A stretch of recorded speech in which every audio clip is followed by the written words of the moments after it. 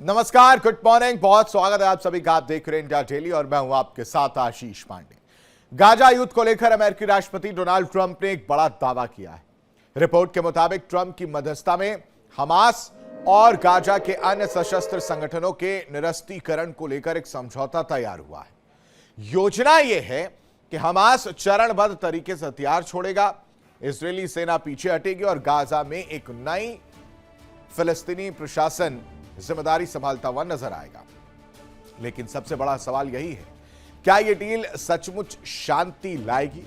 क्योंकि तस्वीर अभी भी पूरी तरह साफ नहीं है। हमास की ओर से सहमति का दावा किया जा रहा है, लेकिन इजरायल ने अब तक सार्वजनिक रूप से इस समझौते का समर्थन नहीं किया है। इतना ही नहीं, रॉकेट, एंटी टैंक मिसाइलें, सुरंगों में छिपे हथियार और सुरक्षा नियंत्रण जैसे सबसे कठिन मुद्दे अभी अगले चरण के लिए टाले गए। यानी कागज पर शांति दिख रही है, लेकिन जमीन पर कई बड़े सवाल अभी भी नजर आ रहे हैं। आज हम आपको बताएंगे ट्रंप के इस कथित गाजा डील के वो 6 बड़े पेंच जो किसी भी वक्त पूरे समझौते को संकट में डाल सकते हैं। इजरायल की हरी झंडी क्यों नहीं मिली? हमास के भारी हथियारों का क्या होगा? गाजा पर शासन कौन चलाएगा?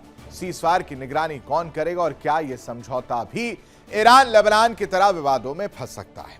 तो क्या गाजा में युद्ध खत्म होने की शुरुआत हो चुकी है या सिर्फ एक और अधूरी शांति की कहानी है? करेंगे चर्चा, लेकिन इस बीच बड़ी खबर आपको बताते हैं। ट्रंप की गाजा डील पर बड़ा सस्पेंस इस वक्त नजर आ रहा है। हमास ने माना, इजरायल अब भी चुप नजर आ रहा है। गाजा समझौते में 6 बड़े पेच बाकी है। ट्रंप बोले डील तय, जमीन पर संशय बरकरार है। भारी हथियारों पर पूरी डील फंसी हुई नजर आ रही है। गाजा में शांति का दावा, लेकिन खतरा बरकरार नजर आ रहा है।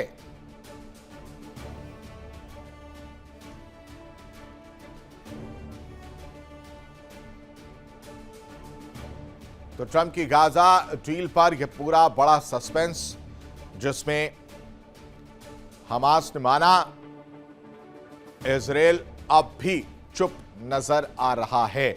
और यह इजरायल की चुप्पी क्यों है? इजरायल चुप क्यों बैठा हुआ है? उसका इंटरेस्ट क्यों नहीं है? ये तमाम बड़े सवाल गाजा समझौते में 6 बड़े पेंच अभी भी नजर आ रहे हैं। और तो और ट्रंप को भी टेंशन है।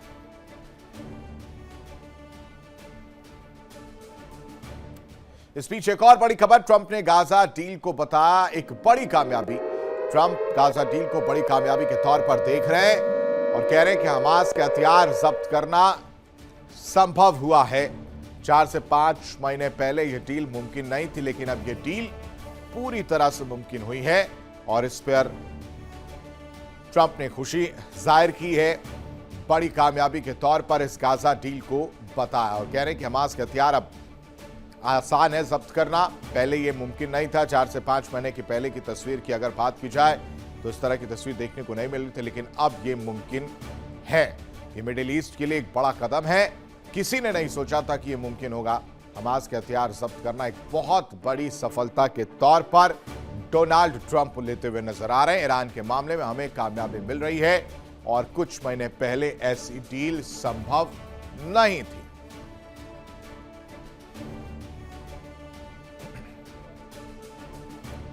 और वहीं दूसरी तरफ ईरान पर भी ट्रंप का बड़ा बयान सामने आया। कह रहे हैं कि ईरान पर बेहद कड़े प्रहार जो हैं वो किए जाएंगे। हम सिर्फ जीत चाहते हैं। एक दिन ईरान कहेगा कि बस अब और नहीं। ये डोनाल्ड ट्रंप कह रहे हैं। यानी हमले और हमले वाली कहानी जो अब तक चली आ रही थी, बीच में 3 दिन की शांति और उसके बाद से हमला दोनों ही साइड से देखने को मिल रहा था। अब डोनाल्ड ट्रंप पूरी तरह से एक ही बात दोहरा रहे हैं और कह रहे हैं कि ईरान पर बेहद कड़े प्रहार होंगे, बेहद तेज हमले जो है वो किए जाएंगे और फिर एक दिन ईरान कहेगा कि बस अब और नहीं। तमाम मेहमान हमारे साथ जुड़े हैं, सबका परिचय आपसे करा देता। हमारे साथ डॉक्टर अजदाब सिंह, विदेश मामलों के जानकार, जुड़े हैं। साथ ही साथ मनोज कुमार, भू राजनीतिक विश्लेषक हैं। बहुत बहुत स्वागत है आप दोनों का ही सर। सबसे पहले अजदाब जी आपसे शुरुआत करेंगे। छोटी सी टिप्पणी आप इस पर करिएगा और साथ ही साथ हमास गाजा वाली वो बड़े 5 पॉइंट क्या देख पा रहे हैं जो इस वक्त पेंच बने हुए नजर आ रहे हैं उस डील को लेकर? जी देखिए आशीष जी, सबसे पहले तो ये राष्ट्रपति ट्रम्प बार बार इस तरह के बयान जो दे रहे हैं कि हिटिंग हार्ड, ये उनका फ्रस्ट्रेशन दिखाता है। सच्चाई यही है कि गतिरोध बना हुआ है, एक तरह से डेड एंड जो कहते हैं उस पे पहुंच गई है वार्ता। और अब उनके पास बहुत ज्यादा ऑप्शंस नहीं है। या तो वो पूरी तरह से अटैक करें, अभी तक उन्होंने जितने भी अटैक किए उसके बावजूद भी ईरान झुकने को तैयार नहीं है। उसकी जो भौगोलिक स्थिति कह लीजिए, उसका जो जज्बा कह लीजिए, वो उसका साथ दे रहा है। दूसरी तरफ अमेरिका ने इतने कोशिशें की कि अब उसके पास बहुत ज्यादा ऑप्शंस नहीं है। परमाणु जाएंगे नहीं, मुझे नहीं लगता ऐसा होगा। इसके अलावा ईरान ने जिस तरह से अपनी रणनीति बनाई हुई है, अपने हथियारों को इस तरह से एक कह लीजिए स्कैटर्ड किया हुआ है, छितराया हुआ है जिसको कहते हैं, कि एक जगह उसको अटैक करके खत्म किया नहीं जा सकता और अमेरिका को कहीं ना कहीं प्रॉब्लम। दूसरी तरफ जो अभी एक तरह से कह लीजिए कि अमेरिका में जो 18 बिलियन डॉलर का अर्जेंट बजट, वो इमरजेंसी बजट की बात कर रहे हैं, चाहे उनके थर्ड इंटरसेप्टर हो, चाहे उनके पेट्रियोट मिसाइल्स हो, उनके अदर म्यूनिशंस हो, तो ये दिखाता है कि कहीं ना कहीं आर्म्स एंड एमुनिशन की भी कमी अमेरिका को खल रही है। क्योंकि ऑफिशियली तो उन्होंने 15,000 के लगभग जो वेपन्स यूज किए, एमुनिशंस यूज किए हैं, तो उनके पास अब इजराइल को देने के लिए, गल्फ कंट्रीज को बचाने के लिए और खुद अपने अटैक के लिए वहां भी कमी दिख रही है। ऐसे में अगला स्टेप लेना, कह तो रहे हैं कि इस वीकेंड में होगा, अटैक होगा, क्योंकि उसके बाद फिर मंडे को स्टॉक मार्केट खुल जाते हैं, बैंक खुल जाते हैं, तो वो चाहते हैं कि उसके पहले शायद 2 दिन का अटैक जबरदस्त करके कुछ फिर से दबाव बनाया जाए।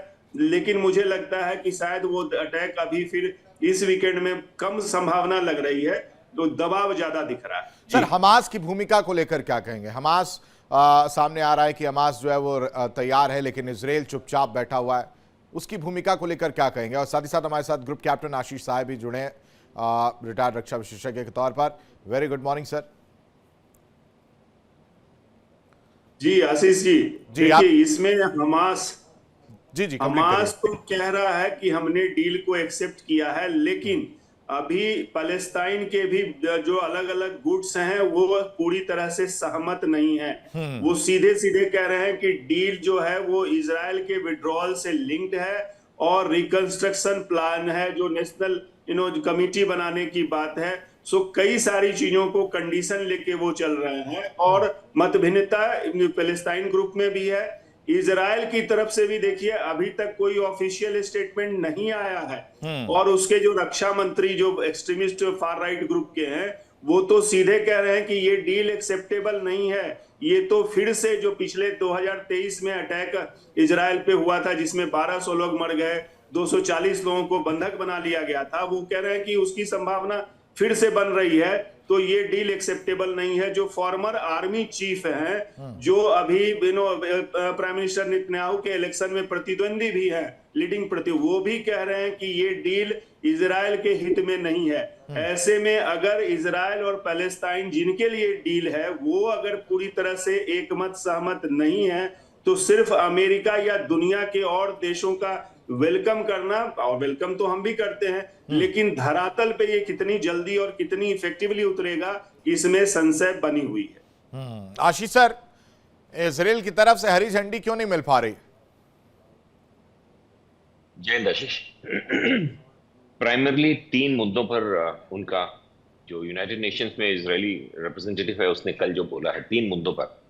पहला, वो जानना चाहते हैं कि डिसआर्मामेंट को हमास कैसे समझ रहा है या अमेरिका कैसे समझाना चाह रहा है। हमास ने क्लियरली बोला है, कल पिछले 24 घंटों की बात कर रहा हूं, कि डिसआर्मामेंट का मतलब है कि हम अपने वेपन्स या तो उस टेक्निकल कमेटी के सामने दे देंगे जो पुलिसिंग के लिए गाजा में लाई जा रही है, और या हम लेबनीज आर्मी या जो जॉइंट फोर्स होगी जिसको वेपनाइज करने की अमेरिका बात कर रहा है टू काउंटर हमास, उनको दे देंगे। इजराइल इंसिस्ट करता है कि ये वेपन एक स्टोर से दूसरे स्टोर में अगर जाएंगे तो हम इसको अनवेपनाइजेशन नहीं मानेंगे, कि डिसआर्म हो गया हमास, एक वेयरहाउस से निकाल के दूसरे वेयरहाउस में रख दिया, लेकिन वहीं कहीं है जब हमास चाहेगा they will have access to these launchers, these missiles, rockets. तो इसको लेके बहुत मेजर एक डिस्कनेक्ट दिख रहा है। क्योंकि इसराइल ब्रॉडली ऑन बोर्ड नहीं था इस डिक्लेरेशन में, तो अपेरेंटली वो पता लगाना चाह रहे हैं अमेरिका से कि जब हमास का डिसआर्मामेंट का बात हो रहा है तो वो आर्म्स कहां जाएंगे, पहला। दूसरा, बिफोर विड्रॉल वो जो बात कर रहा है कि ये डी वेपनाइज हो जाए हमास, हमास ने इस पे कल आशीष काउंटर कर दिया कि नहीं, पहले इजरायली फोर्सेस रिट्रीट करेंगे येलो लाइन पर और तब हम अपना वेपन देना शुरू करेंगे। तो इस मुद्दे को लेकर भी अभी थोड़ा डिस्कनेक्ट है बिटवीन अमेरिका एंड इजराइल कि बोर्ड ऑफ पीस का जो ये टीम आएगा उसके पहले हु विल स्टार्ट फर्स्ट। क्योंकि इजराइल ने अभी जो MOU between Iran and America fail करा है उसमें देखा है, तो ये वर्ड यूज किया है उनके डिप्लोमेट ने कि we will see what is happening on the ground and not what they are speaking. कि धरातल पे जब उनका डी वेपनाइजेशन हमास का शुरू हो जाएगा तभी हम विड्रॉल स्टार्ट करेंगे, क्योंकि ये बोलते कुछ हैं और करते कुछ हैं। और लाइव एग्जांपल है कि अमेरिका ने ईरान के साथ भरोसा करके उनका ऑयल सैंक्शंस हटा दिया, नाकेबंदी हटा दी हॉर्मुज की, और इन्होंने तुरंत हॉर्मुज पे कैप्चर कर लिया कि अब जी हमारा वो 60 दिन का कोई बात नहीं है, हम तो जो बता रहे हैं उसी रास्ते पे शिप्स चलेंगे, नहीं तो हम मारेंगे। तो इनकी कथनी और करनी में इंटरनेशनली नोन फैक्ट है कि कोई अलाइनमेंट नहीं होता है। इनका मनसा वाचा कर्मणा का जो अलाइनमेंट हम सिखाते हैं कि जो बोलो वही करो और वही सोचो, वो हमास और हिजबुल्ला और ईरान की आईआरजीसी के लोगों में नहीं होता है। तो इजराइल ने कल इन बातों पे अपने को रिजर्व रखा है before giving a official commitment.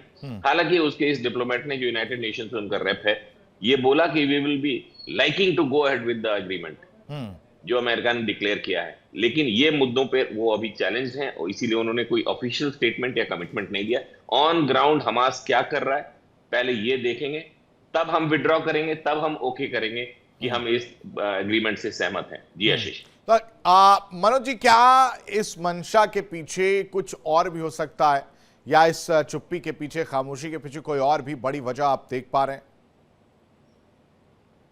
हम लोग देख रहे हैं कि पिछले 10 जो भी डोनाल्ड ट्रंप एक्शन ले रहे हैं वो उसमें इजराइल से पूछा भी नहीं जा रहा है। जिस तरह से हम लोग देख रहे हैं कि ईरान पे भी जो हमला हो रहा है उसमें वो इजराइल को शांत रहने के लिए बोला गया है। और पीस ऑफ बोर्ड जो बोला जा रहा है, ये एक अपना उनका एक फॉर्मेशन है डोनाल्ड ट्रंप का। वो चाहता है कि यूनाइटेड नेशन की तरह ये एक ऐसा बॉडी बने जो अमेरिका का डोमिनेशन हो उसमें, और उसमें बहुत से कंट्रीज को बोला गया है कि आप जो है पैसा इसमें दीजिए और जो भी होगा आगे देखा जाएगा।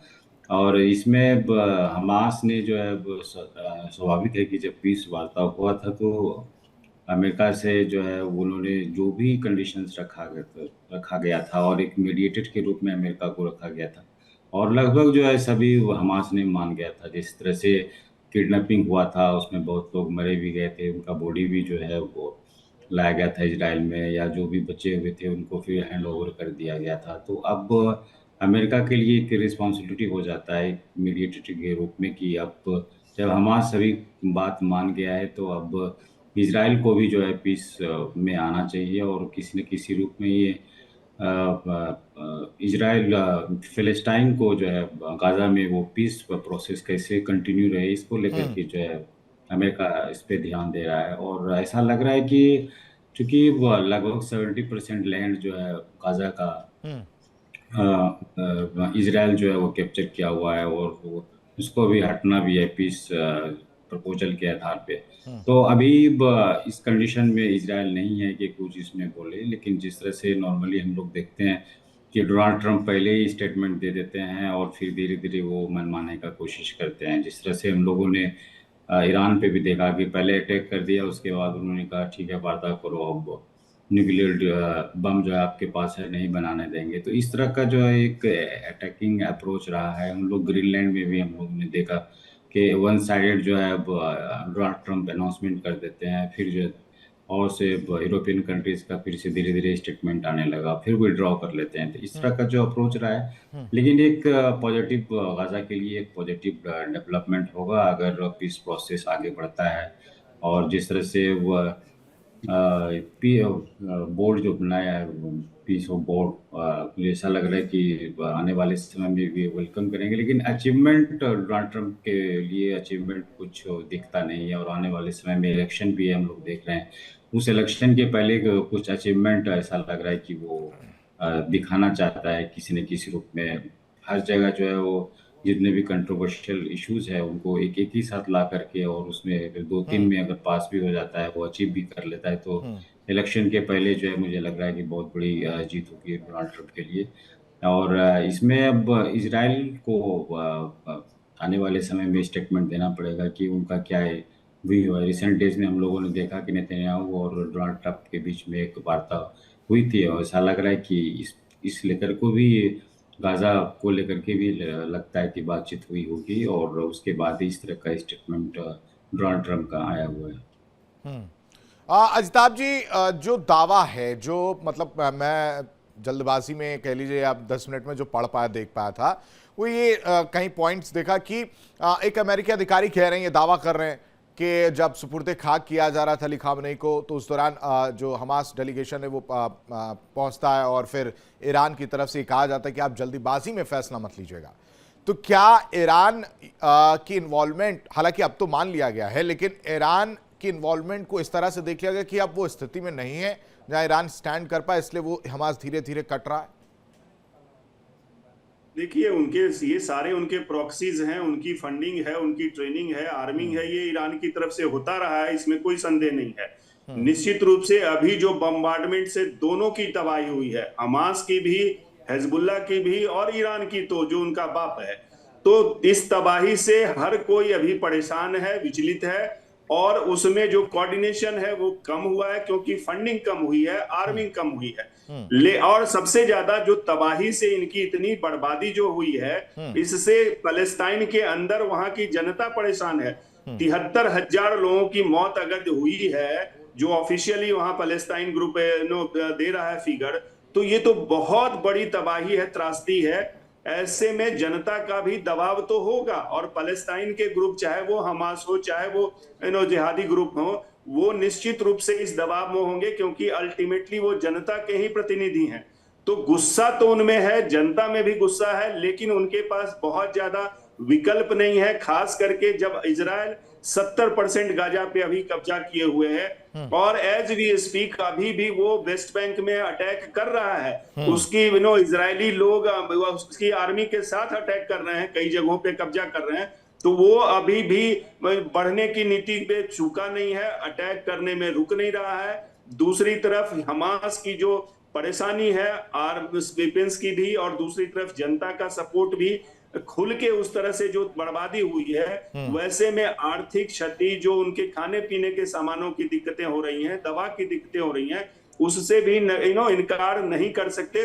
तो मुझे लगता है ये परमानेंट पीस आने में तो टाइम लगेगा आशीष जी, क्योंकि वो अभी भरोसे की जो कमी है दोनों पक्षों में है, इजराइल में भी है और हमास या पैलेस्टाइन लोगों में। लेकिन मजबूरी में ये अभी एक कह लीजिए कि शॉर्ट टर्म पीस कह लीजिए, ट्रूस कह लीजिए, वो इन दोनों की मजबूरी है, इजराइल से ज्यादा बल्कि पैलेस्टाइन की है। तो कुछ ना कुछ यहाँ पे कोशिश तो होगी, और राष्ट्रपति ट्रंप को प्रूव करना है कि उन्होंने जो बोर्ड ऑफ पीस बनाया है वो सक्सेसफुल हो। क्योंकि देखिए 8 महीने लगे, जनवरी अक्टूबर में ट्रूस संघर्ष विराम हुआ था, जो अभी भी पेपर पे ही है। दूसरी तरफ जनवरी में इनके जो आगे बढ़ने की हुई पहली एक तरह से एग्रीमेंट की रूपरेखा रखी गई, और अब 8 महीने के बाद उसको इम्प्लीमेंट करने की है। तो चुनौतियां तो इस इम्प्लीमेंटेशन में बहुत है, और कहीं ना कहीं राष्ट्रपति ट्रंप का जो व्यापारिक दृष्टिकोण आ जाता है, यहां भी उन्होंने बोर्ड ऑफ पीस को $1 बिलियन दो, तब एक कोई देश उसका मेंबर बने, और इसमें जेड कुशनर की जो एक कहीं पे व्यापारिक बना देने की कि बड़े बड़े बिल्डिंग बनाएंगे, बड़े होटल बनाएंगे, पैलेस्टाइन से कमाई करेंगे, इस तरह की नीतियां भी दिखी हैं। तो ये एक संशय पैदा करता है कि अमेरिका कमाई की ओर ज्यादा देखता है। इतनी बर्बादी में भी वो कहते हैं ना कि आपदा में भी वो अपनी अपॉर्चुनिटी निकाल लेता है, ये भी एक व्यू पॉइंट दिख रहा है। देखिए इंडिया डेली 24/7 अब आपकी स्मार्ट टीवी पर। इंडिया डेली मौजूद है सभी डिजिटल प्लेटफॉर्म पर लाइव और लगातार। इंडिया डेली 24/7 हर दिन राष्ट्र को समर्पित।